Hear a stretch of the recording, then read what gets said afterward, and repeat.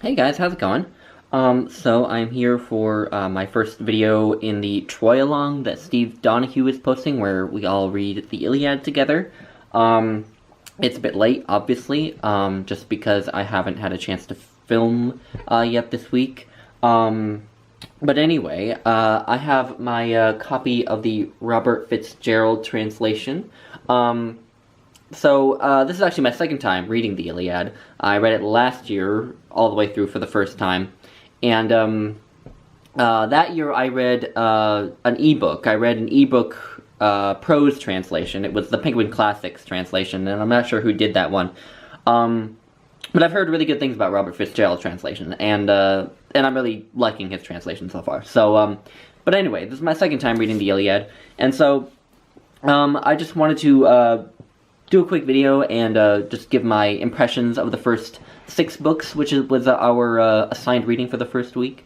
And obviously, like, all my impressions will be colored by the fact that this is a reread. Because the first time I read the Iliad, I found it to be a bit of a trial to get through. There's that the book 2, which is basically just a list of all the different nations who are fighting with the Greeks and all the different heroes who lead them, which is incredibly boring. And I didn't see coming when I first read it, so I got halfway through that chapter and kind of flipped to the end to see if anything actually happens in that chapter. And when I saw that nothing did, I just skipped it. This time I didn't skip it. I actually did read it, but I didn't really get anything out of it, but I made myself read it anyway.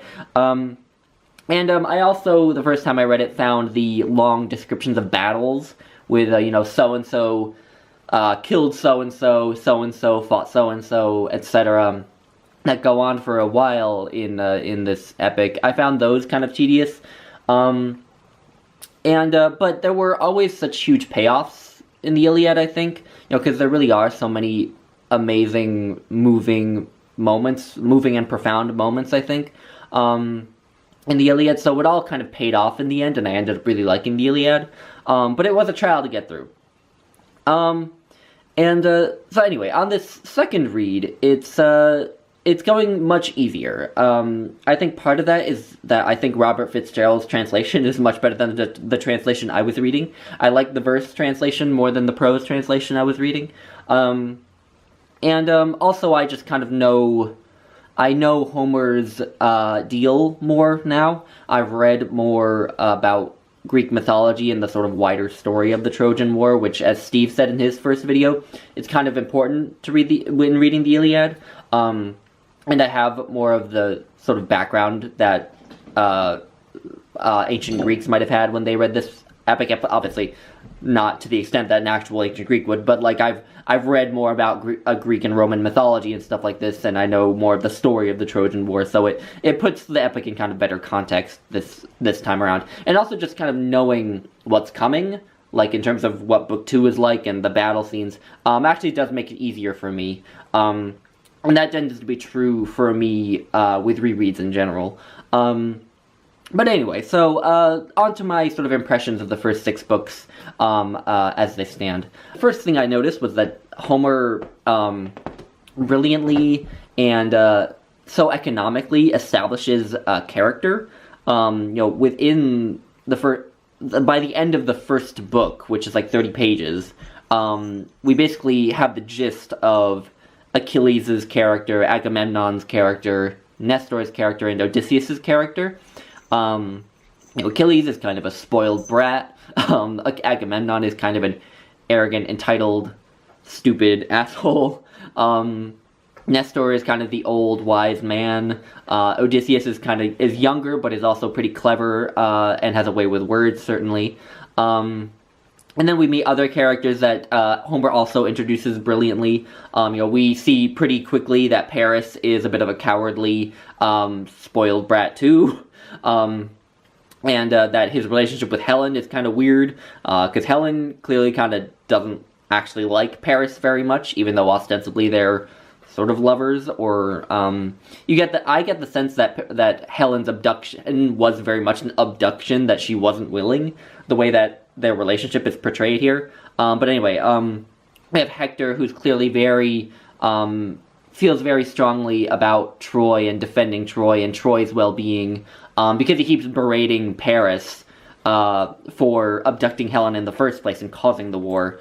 And we also see his love for his wife and his son, and yeah, so Homer just has a way with just establishing characters, which I thought was great. Second note I have here is about the sort of extensive descriptions of battles that are in here. I have never been one for long descriptions of battles, because I tend to get confused with them. I tend to get lost in what's happening, and I'm not good at processing written descriptions of action in general. And so the first time I read the Iliad tended to be very confusing for me. And this time I still don't enjoy reading them that much, but I'm following them much better this time. I kind of can get a bit bored while, especially when the fighting that's being described is between two characters who I don't know, who haven't really been established as major characters and don't really appear as major characters at any point. They're just kind of being described for this one instant in the battle. So that I don't love, but I get through it, and whenever it's a character who I do know, I tend to enjoy it more. But there is always in that, like I said before with my first reading of the Iliad, there is always kind of a big payoff with getting through those sections, I think.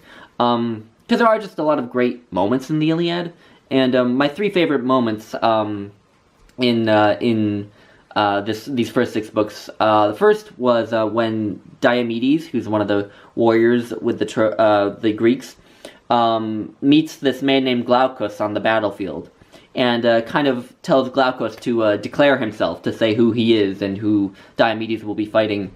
And Glaucus kind of gives Diomedes his family history, and Diomedes realizes that his father or grandfather had actually housed Glaucus's father when his father had been exiled from his home.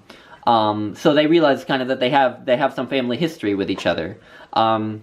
And so they kind of, because of this sort of kinship with each other, they decide not to fight each other. And actually, I think they even exchange armor with each other as a sort of sign of friendship, and they move off and don't fight each other. And I thought that was just such a brilliant moment.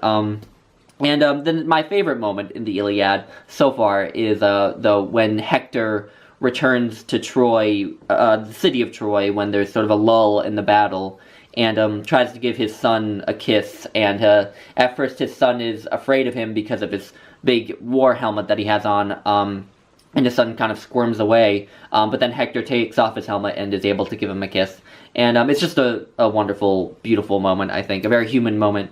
Yeah, I'm really liking the Iliad so far. I have actually read beyond book 6 already, because I've been reading this week. Yeah, anyway, so those are just some impressions. Anyway, if you've been reading the first 6 books, do let me know what you think.